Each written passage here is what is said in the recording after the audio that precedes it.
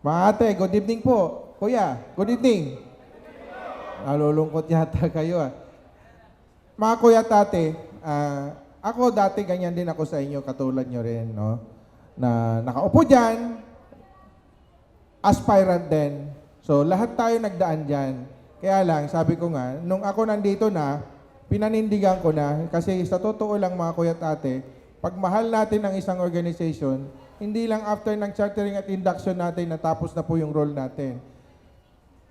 Ito pa lang yung first journey ng inyong buhay para dito sa The Fraternal Order of Eagles. Kaya, ang payo ko lang sa inyo, kasi ako, ang aking 9 soul na governor, about 22 governors na po mga kuya. And I have about more than 30 clubs available. Naghahanap nga ako na maging governor. Wala nang gusto mag-governor sa mga presidente ko. Kasi alam nila kung paano yung responsibility bilang governor. Kaya nga, ang hinihingi ko sa inyo mga kuya, mag-unite tayo, magkaisa tayo para sa ating hadikain. Ano po ba yung ating guiding principle mga kuya? Mga kuya at ate, guiding principle. Dito po tayo tumatayo lahat. Ano po ba yun?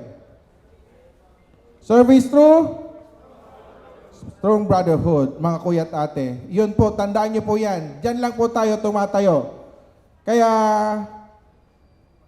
gusto ko at ayaw ko rin na marinig sa inyong governor o sa inyong mga presidente pagdating ng araw na si kuya hindi na nag-a-attend.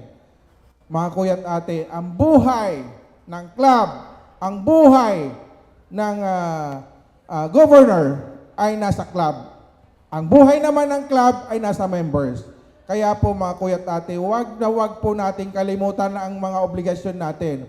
After your chartering, ano po ba yung mga obligations natin? Kanina, hinars kayo, ano yung obligation natin? Number 1, ano? Attend?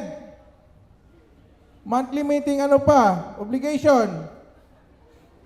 Ano ba yung obligation natin? You pay your... Yun ang napaka-importante kasi hindi magwo-work ang ating club o ang ating region kung hindi po yun.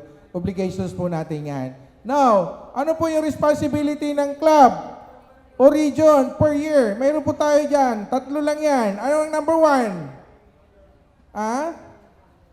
Number 1, ano?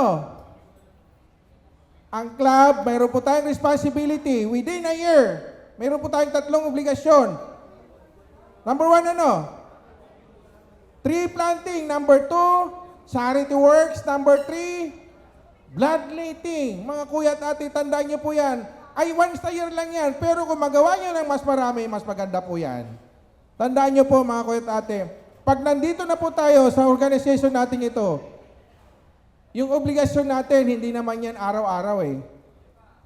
Wag naman po natin na pag nandito na kayo, tuwing umaga, sabi nila, agila. Hapunan, agila. Pag nagkwentuhan, agila. Pag-usapan lang natin ang agila, pagka GMM, huwag niyo po yung dadalhin lahat kasi nakakasira doon po minsan yan. Lalo na pag may katabi kayo, mga Marites at saka Marisol.